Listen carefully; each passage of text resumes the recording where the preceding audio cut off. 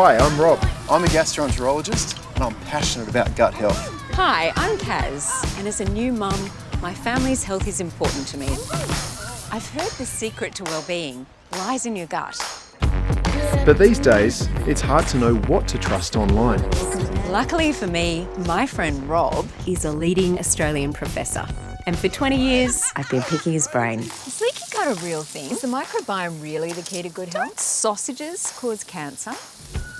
It got me thinking, if Kaz wants to know more about this stuff, others might too. So together, We're going to share the latest cutting-edge gut facts with you. We have the real ability to revolutionise medicine. Our experts will be busting myths, No, nonsense again. and we'll be taking the tests. What have I got myself into? To tell you. the gut truth.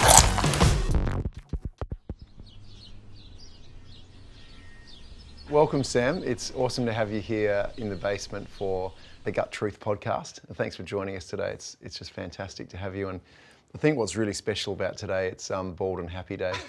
So I guess just seeing you here today is really Well, I'll great make sure I'm happy because I'm certainly bald. Sam, I guess to introduce Sam to our listeners and viewers, Sam is an associate professor at the University of Adelaide. He works at the Queen Elizabeth Hospital as a gastroenterologist. He runs a microbiome company and he's a world leader in Faecal Microbiota Transplantation. So that's what we're here to talk about today. Thanks, Rob. Thanks, Kaz. Yeah. Lovely to meet you. Yeah, nice to meet you and looking forward to the chat. Sam, how and why did you get into the dark arts of working with poo? I started training as a gastroenterologist and then during that time was really intrigued by fecal transplant. I saw a few papers on fecal transplant. We had a few patients with a problem called C. difficile infection, which is a nasty bacteria that can overgrow the bowel after antibiotics.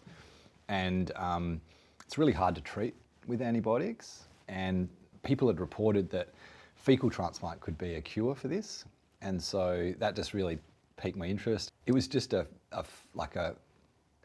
bit of a bizarre concept. It is so, a bit out there. Yeah. And so that's really what got me interested in it in the first place. We've talked a little bit about FMT, but probably jumped ahead because I think people may not know what FMT is. Yes. Yeah, so the concept is getting feces, poo from a person who's healthy, collecting it and putting it in the bowel of someone with a disease with the aim of treating that disease. And how does it work? I suppose the science behind it really centres on what's in the poo and the bacteria and the other microorganisms we think carry a lot of the function.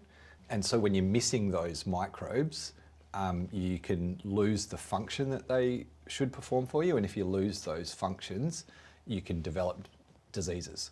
And so the science is replacing those missing microbes and replacing the missing functions to try and treat disease. So what you're describing is the microbiome. Yeah. Can you tell me a little bit about the microbiome? Yeah, so these are the microbes that live on and within us. So in our gut particularly, they're bacteria, but there's also other things like viruses and fungi, other microorganisms. And they live in like an ecosystem in the gut. So like a rainforest or a coral reef, you've got all sorts of interactions between them, and they really function as a whole unit. So you can't really isolate one individual part. It's a whole functioning unit, and that's why if you lose the key players through like antibiotics or bad diets or things like this, it can actually damage the microbiome, and if you damage it, you can have health problems from that. What sort of health problems might you see? Yeah, so there's links now to a range of health problems. So gut diseases, infections, so like C. difficile infection is this bacteria that's like a weed. If you lose the rainforest, you cut it down, then a weed will spring up, and this weed is like this bacteria that can grow in the bowel. And so essentially fecal transplant or microbiome therapies are just aimed to replace the rainforest back so that the weed can't grow.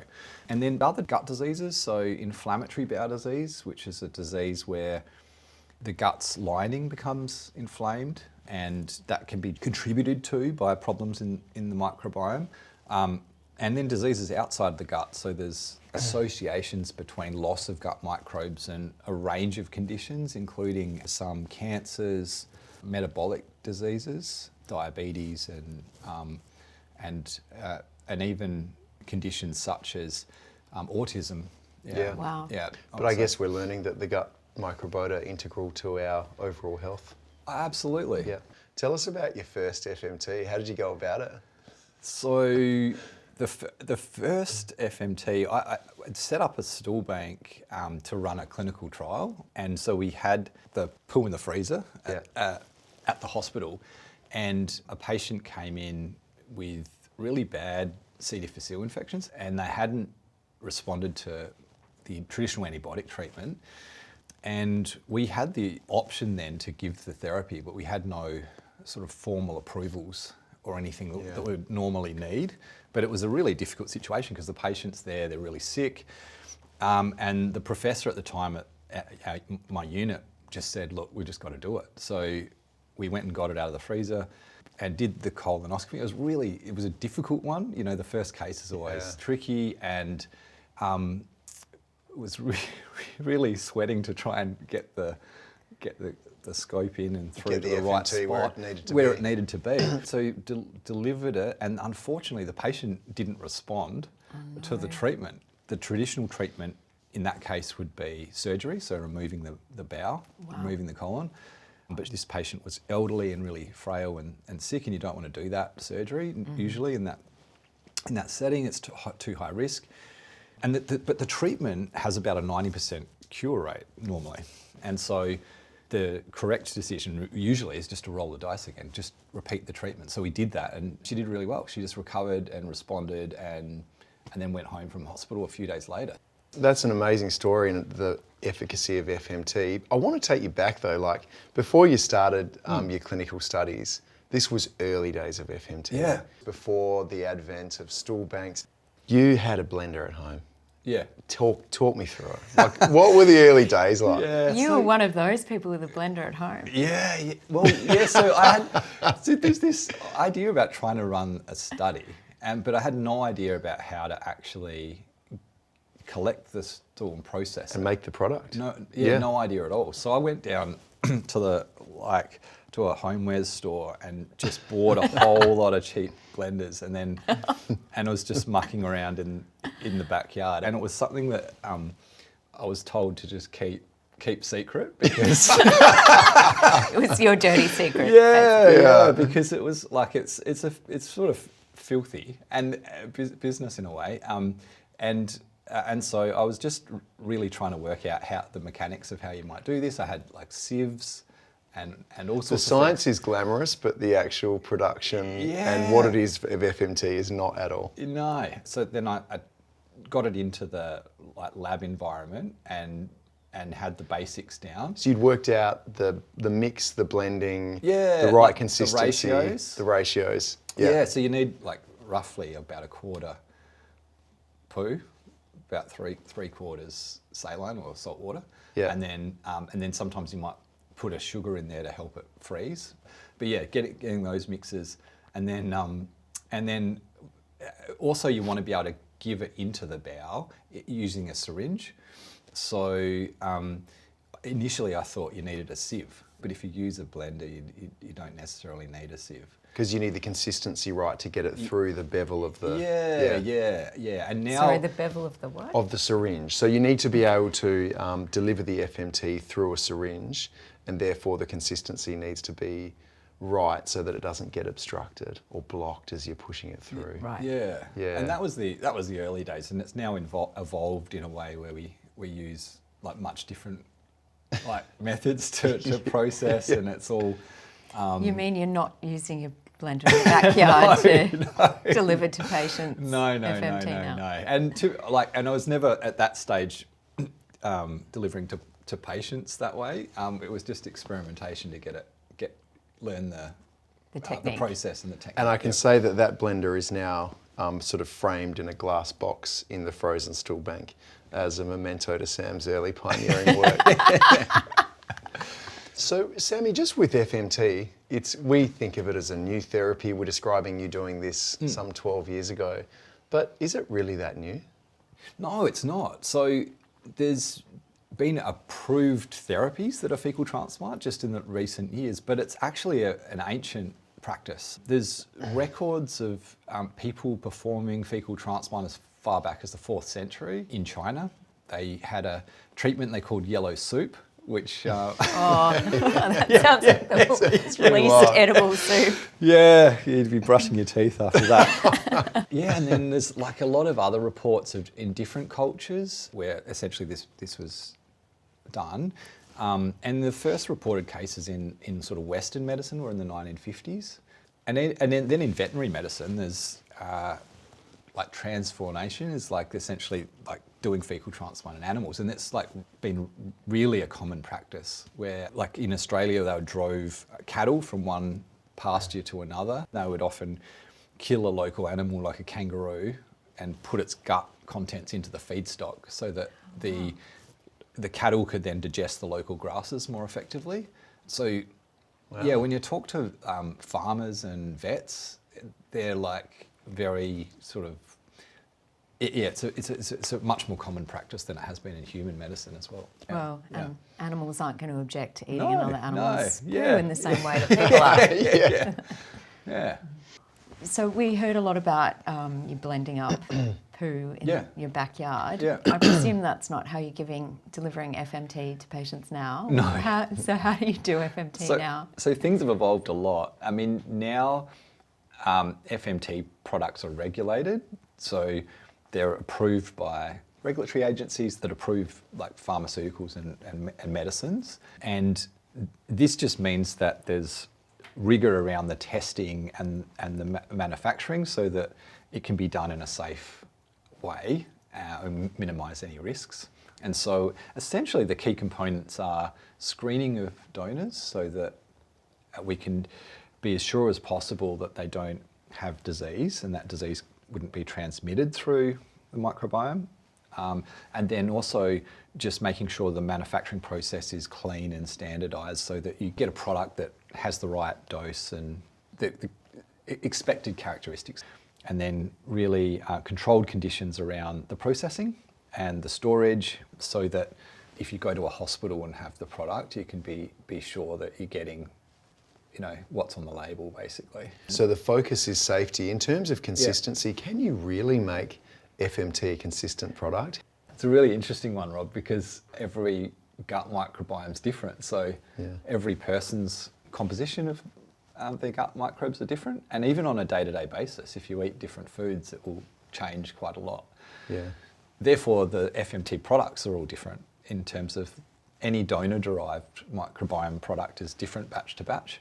But the fascinating thing is, despite that difference, they work consistently well for the treatment of C. difficile. Yeah. And it just seems that if you have enough diversity in the product, like enough diversity in the microbiome, it covers off all the functions you need to treat C. diff. And what you're saying is within the like C. diff landscape, there is no super donor per se. It's that most donors are very efficacious against C. diff. What about in other areas? Is there much donor variability in terms of effect? Yeah. In some studies, it does look like possibly some donors work better than others. In ulcerative colitis and inflammatory bowel disease, and potentially in some other diseases as well. What are the key factors, though, that might differentiate a super donor per se? So the main thing that comes out in the studies is diversity. Yeah. So essentially the number of organisms and also their relative abundance, so how even they are in the community. Yes. And so it's really like the balance of the ecosystem. And evenness over time as well. So it's not just exactly. evenness across the community, but over time. So it's a consistent, stable microbial ecosystem.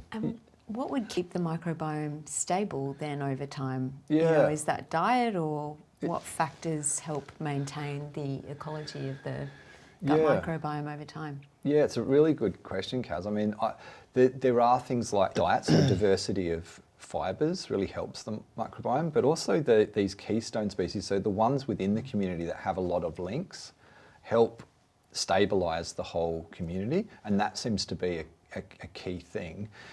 The other thing is when you have enough diversity, you get a huge number of interactions between microbes, and then we think that with sufficient diversity, you start to see emergent functions, so functions that are present in a whole community or at enough diversity or enough complexity that you don't see at the individual strain level. So in complex systems like ecologies, this is pretty common to see functions, like a forest might have a function to be able to take carbon out of the atmosphere, or it might have a function to be able to process sort of nutrients in a soil. But each one tree, by itself, or one organism in the ecosystem, can't do it all itself. Do you think it's fair to say that an emergent phenomena means that it's more than the sum of its parts? Exactly. Yeah. Exactly. That's a really good way to put it. Yeah. So that seems to be why diversity seems to be the key, but a large number of combinations of strains that reach some threshold of diversity seems to be effective, whereas it's hard to put a finger on any one particular strain carrying the therapeutic effect, which is different to how drugs have traditionally been conceived. Yeah, I heard a really interesting thing that was about how there was a study done which showed that even just like the tincture that didn't actually have any live organisms delivered into the guts of someone with C. difficile was effective at treating the C. difficile. Yeah. So it wasn't necessarily even the microorganisms from the donor that was having the therapeutic effect. It was even just the kind of That's the a big liquid. one. Yeah. Like, what is going on It's like there? we asked Sammy, we said, how does FMT work? Yeah. And we do think you broadly can conceptualise it, but how does it really work? Yeah. I mean, And that what is- is You what don't- is you it? don't know. You don't know. Is it? Yeah. No. I mean, you said it's the ecosystem of bugs and the Yeah. diversity of bugs, but in that example, there's no bugs. Yeah, that study was interesting because they essentially had no live organisms, but it was 5 patients. So I suppose it's not been replicated in a large study to know whether that would actually work in a large number of people. But even so, it makes us think that there's probably other things other than the microbes themselves that are doing part of the job. And one thing might be, in the case of C. difficile, bile acids, because these are things that are produced by the liver that go into the gut, and they help many of the microbes germinate, so they can exist in a dormant state, and then they require bile acids to become live microbes. And so that bile acids would normally be present in the feces. And that As like a waste product? or exactly, something? yeah. But say C. difficile, this bacteria requires those certain bile acids to become alive, and also other bile acids will shut it down. And so one theory is that actually it's some of the bile acids in the FMT, or the bugs that can produce those bile acids that has some of the therapeutic effects. It's such a complex thing that it's not precisely known how it works. And maybe it's like, in addition to bile acids, it's the other chemicals produced by the bacteria, that even if the bacteria aren't there, you can capture them in the fecal fluid. So you're transplanting what the function of the organisms is or was, and that still has a therapeutic effect. It's incredible how much we don't know, isn't it? I think that's really true to say. And as there's more and more exploration in what's the perfect donor, which organisms do you need there, and I think that's the journey, I guess, Sam's on and others. So what does it take to be a donor? I think Kaz has had a taste of that yesterday. I got a little experience of this yesterday because I went to the stool bank and met a super donor. Yes. And tried to become one myself. I'm a little bit nervous because I'm about to walk into Australia's leading stool bank to find out whether I'd make a suitable donor or not. Hi, how are you? Hi, come through. First up, I meet Dr. Emily Tucker, an infectious diseases physician who gives me a health survey. The first step would be to understand a little bit more about you. Who lives at home with you? My husband Yeah. and my 2 daughters. Yeah. Health-wise, do you have any active health problems at the moment? Well, I have been quite sick this year. Yes. So I have had RSV and pneumonia and scarlet fever. And did you take any antibiotics? I did. Yes. What did you take? I took penicillin and I believe amoxicillin. Yeah.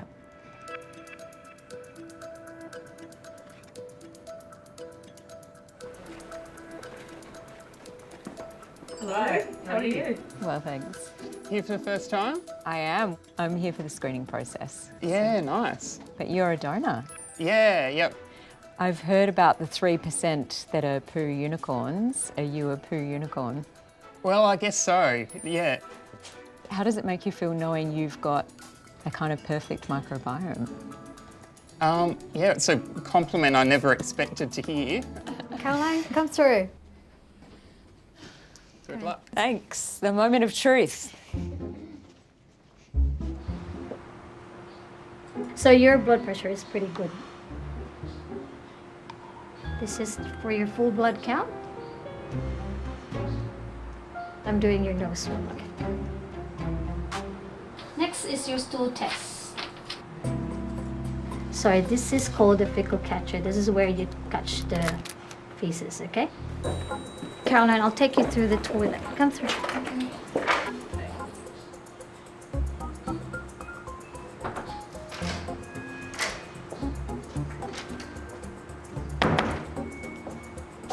What have I got myself into?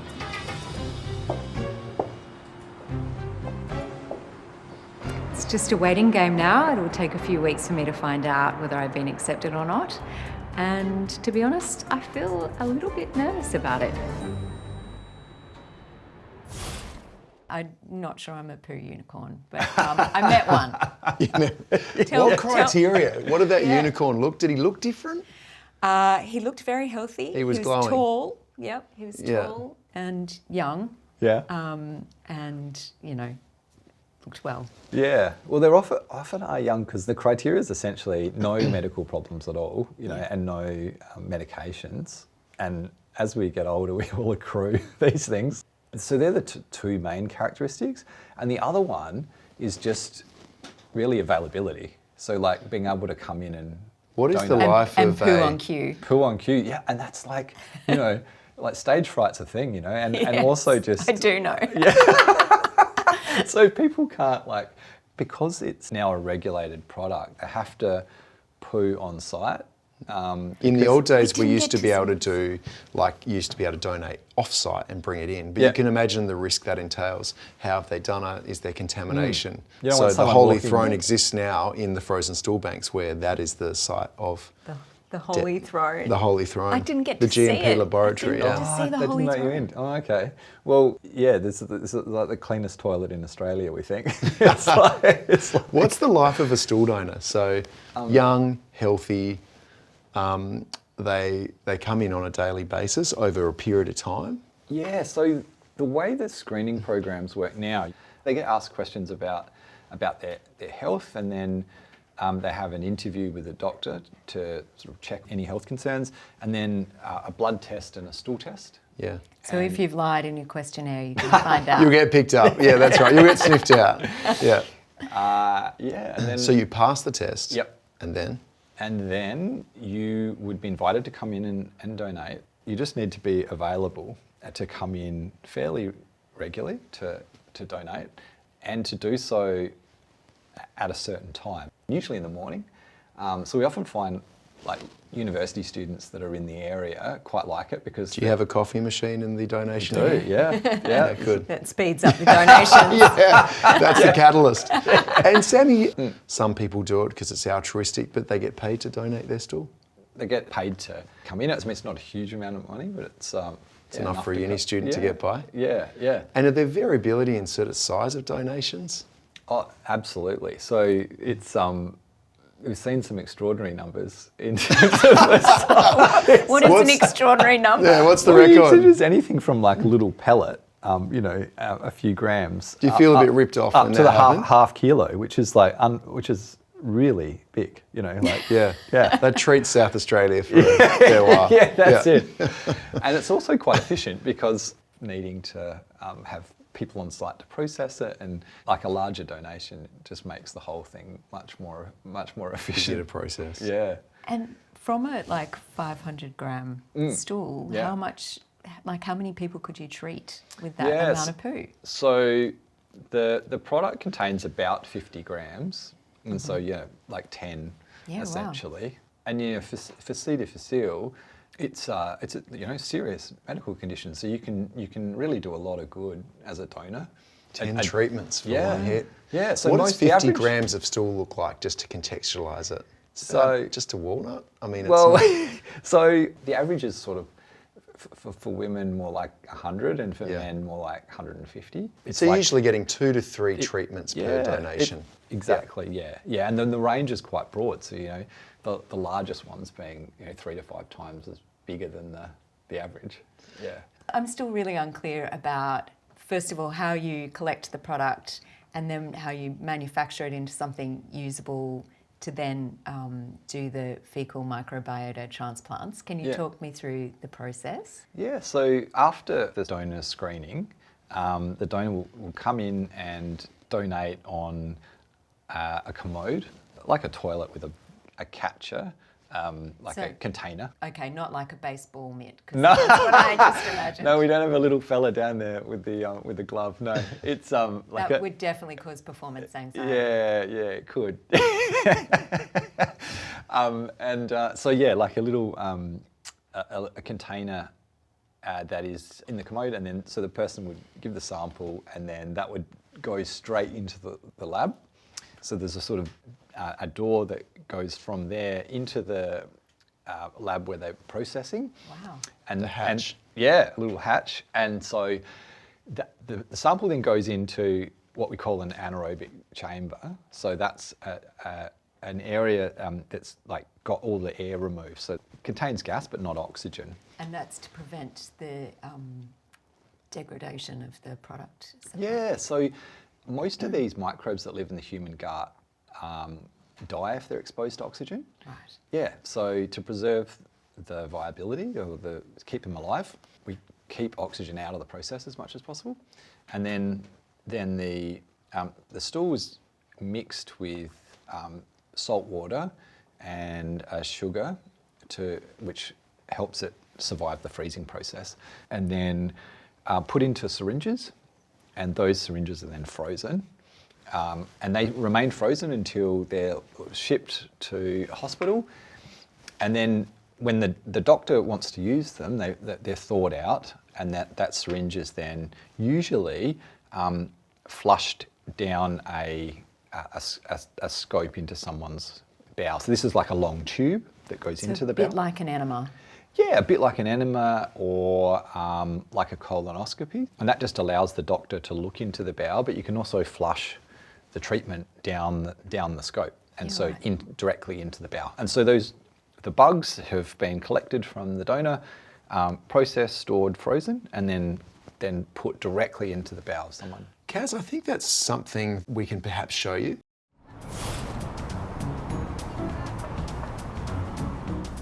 What we're going to do is we're just going to get in, and I'll take some biopsies on the way in, Okay, sure.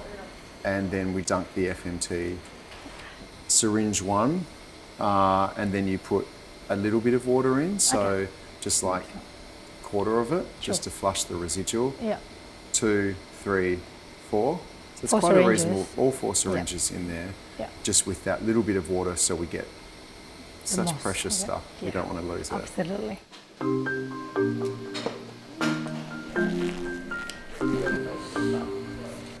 This is a colonoscope, and this is the device with which we evaluate people's colons. And through this colonoscope, we're able to pass forceps, which are graspers to take biopsies, and we're also able to pass FMT, or fecal microbiota transplantation, through the end of the scope from here into the bowel, and that's what we're doing today. So it's really exciting. It's actually the first time at this hospital that we're doing this. So here is the FMT product. It was delivered yesterday from a frozen stool bank. It's been approved for what we're doing today. Is someone with gastrointestinal symptoms. You can see the liquid FMT contents, and essentially this product is ready to be delivered through one of the channels in the colonoscope. And we've instilled an entirely new microbiome into our patients. So really exciting day. Very exciting, yeah.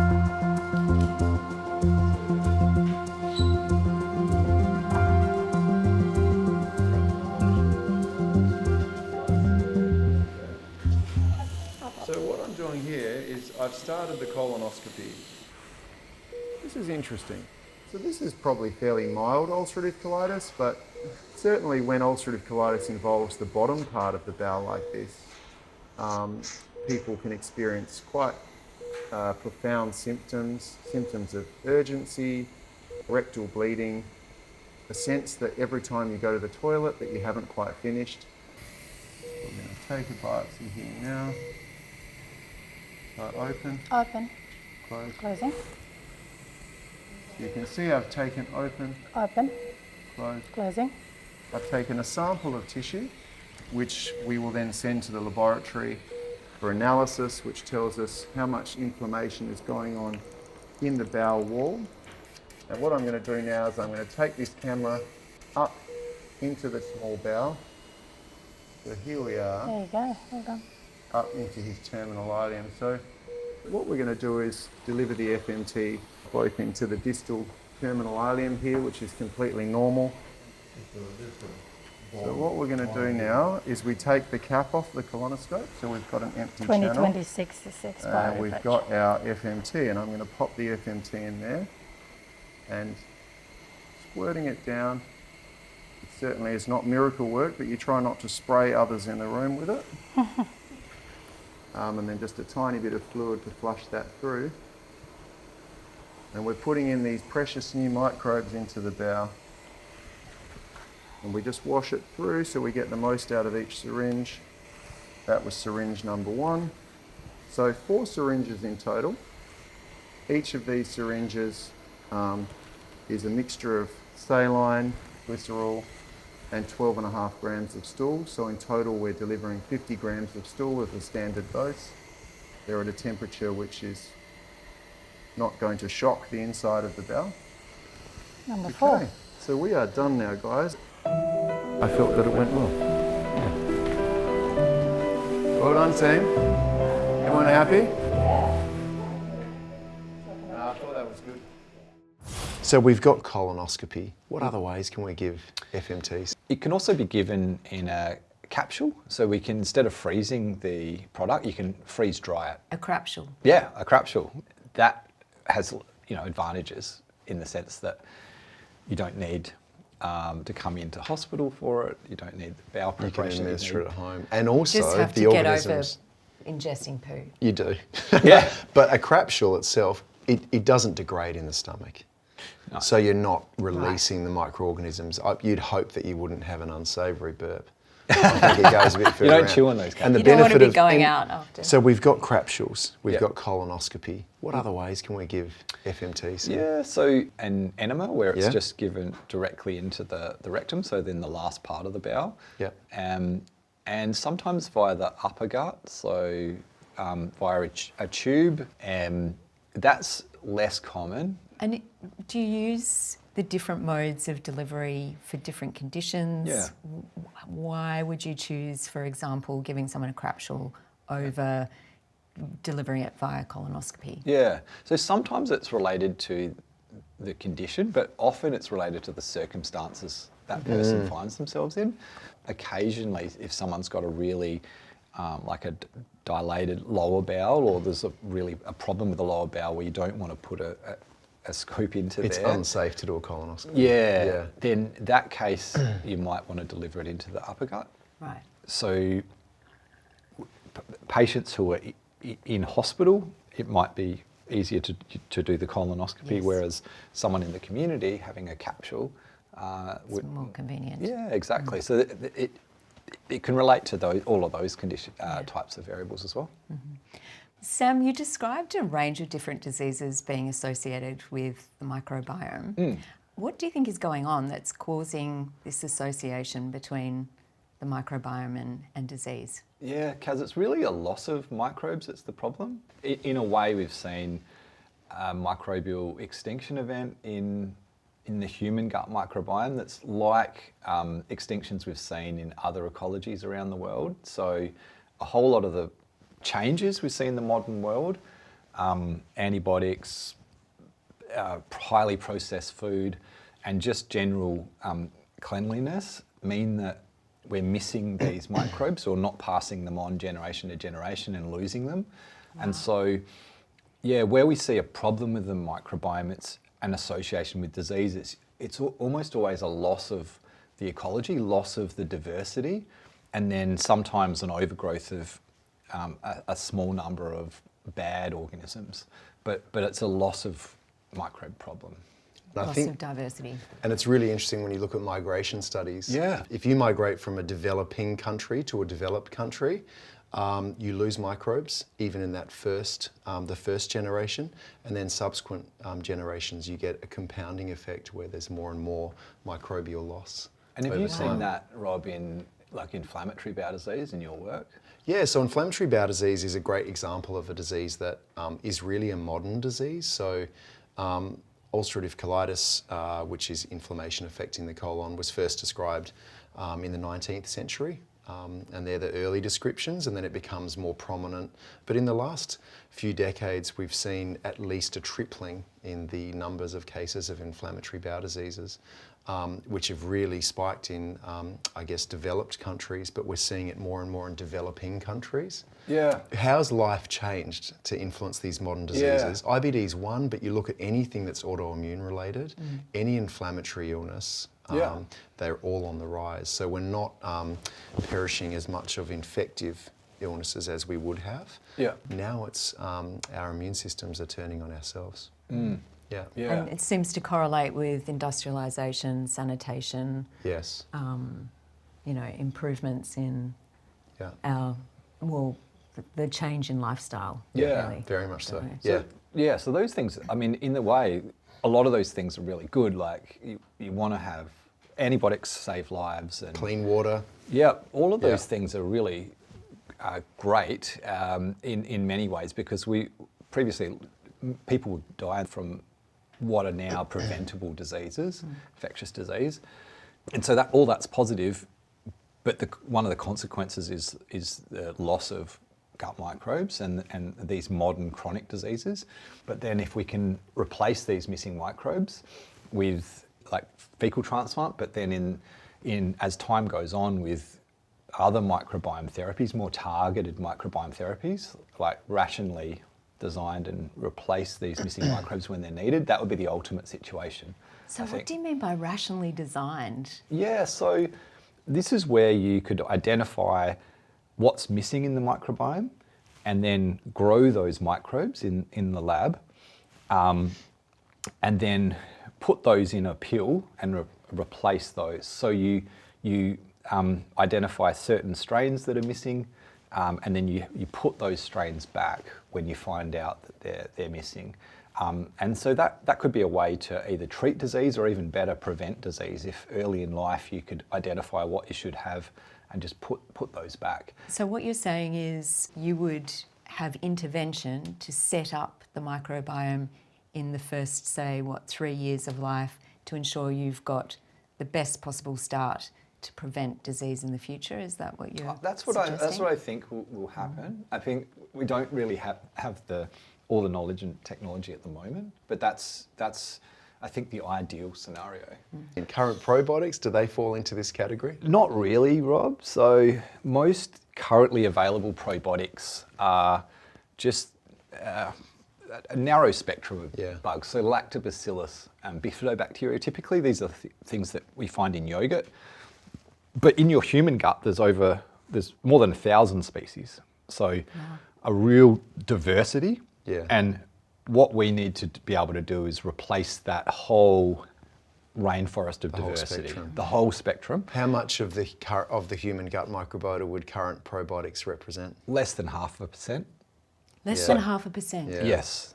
Yeah. So that's not really touching the sides.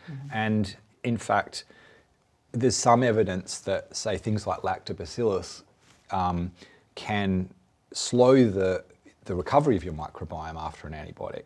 Really? Yeah, yeah. So if you take the wrong organisms, it can actually impede the process. And so there are certain strains that, if you have them in your gut, might actually really encourage the recovery. And when we're talking about rationally designed, these would be the ones that you'd pick. So we call them the keystone organisms. So Absolutely. they're the pillars of the microbial community around which the others will gather and repopulate the gut microbiota after an insult like antibiotics. Yeah. Yeah. And there's really fascinating parallels with other ecosystems. So you can see there's a famous story in Yellowstone National Park where they had ecosystem loss, and they tried to restore the ecosystem by replanting the trees and introducing animals, but it wasn't until they got wolves back in that they saw actual recovery, because it turned out that the wolves were the keystone species that was keeping some of the plant eaters' numbers low enough that they could actually recover a lot of the certain trees and things they needed. And you can see that in other ecosystems, like you see when in the ocean, if you lose certain shark species and things like that. So the same in the microbiome, if you It's lose... a system imbalance. Yeah, exactly. It's an organism that has a lot of links to all the others, and the others depend on it in some way. And they could be lower in numbers, but have a vast influence on the rest of the Absolutely. of the ecosystem. Yeah, yeah. So the probiotics of the future, I think, would be organisms like that. Yeah, right. Yeah. But in order to know which of these organisms you need, it sounds like you're proposing that individuals would each have microbiome testing to understand what their microbiome is like, and then you would develop a therapy specifically for that person to treat their imbalance. Is that what you're proposing would happen? In the future, that may be possible. Yeah, I think a step before that might be testing and then having a range of strains that you could then use that would just be a standard replacement. So the key things that you should have. And I think that's a realistic possibility in the years to come. So you've talked about the next frontier being this rationally designed microbial therapeutic. Yeah. How does that look? What is this perfect design? So we think, Rob, that single strains won't be enough. So when you say single strains, you mean something like lactobacillus on its own in a probiotic won't be enough. Or even if it's a gut-derived keystone strain, just putting one in, it doesn't make sense, does it? It's throwing a seed into a rainforest. It's sort of, is it really going to influence the overall ecosystem? Yeah, exactly, because we need to be able to put back the whole diversity. And so these rationally designed microbiome therapies, we think we need to replicate a lot of the diversity we see in the donor products. One, because the donor products work, so the donor FMT works. Single strains really have had not much evidence that they work. And so that would be the key thing, diversity, and then picking out certain strains that have this outsized effect. So the keystone strains are ones that are really important to the linkages in the microbiome. Those would be important. And the other great thing about fecal transplant is we can use it in clinical trials in diseases. So we've tested it in ulcerative colitis and other diseases, and we can see which patients respond to fecal transplant in those trials and look at the microbiome before and afterwards.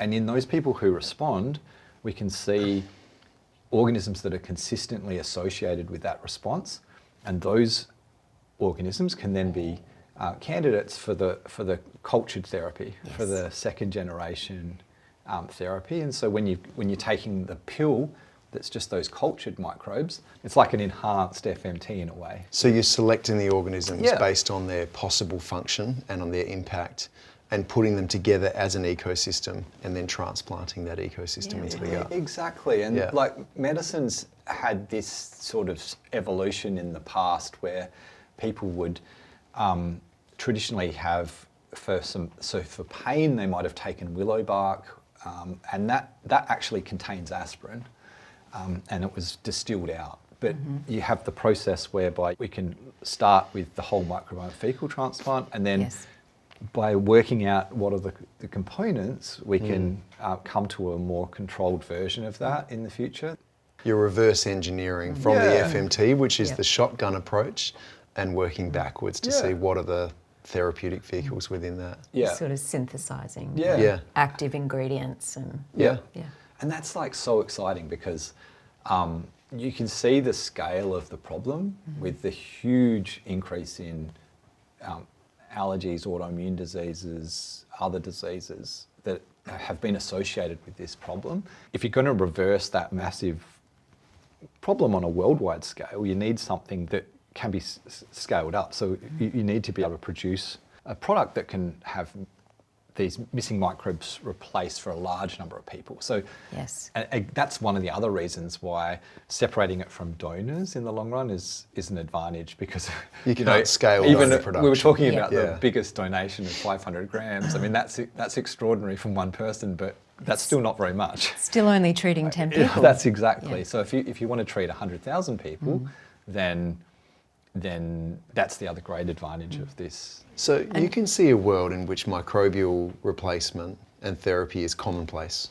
I think in the future we'll use microbiome therapies to improve health. I think once we know which of the organisms are carrying the health benefit, we can grow those and give those organisms back. So I think in the future we won't need donors. We'll be using the cultured versions. But in the meantime, FMT is a really good way to work out how the microbiome can be therapeutic, what organisms are associated with that therapeutic benefit.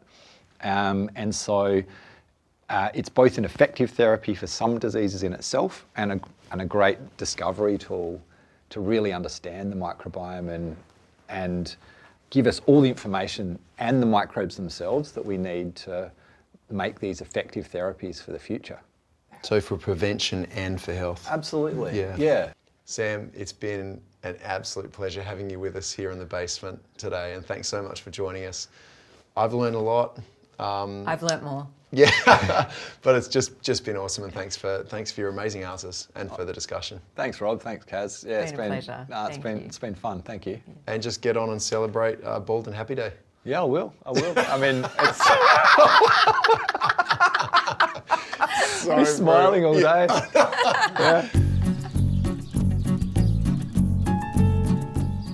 Kaz, you went to the stool bank, got your results. I did. I'm nervous. I'm afraid that you are not a poo unicorn. You are not, unfortunately, not someone who can donate stool. Oh. I guess there was just one fly in the ointment here. I would say it would be antibiotics. Yeah, you're right. And I would say that your application to be a donor is not over. Antibiotics might have stopped you being a donor this round, but given 6 months or so, I think it'd be a great thing if you would consider reapplying. Okay, I'll come back. Awesome. Cool. Thanks, Rob. Thanks, Kaz.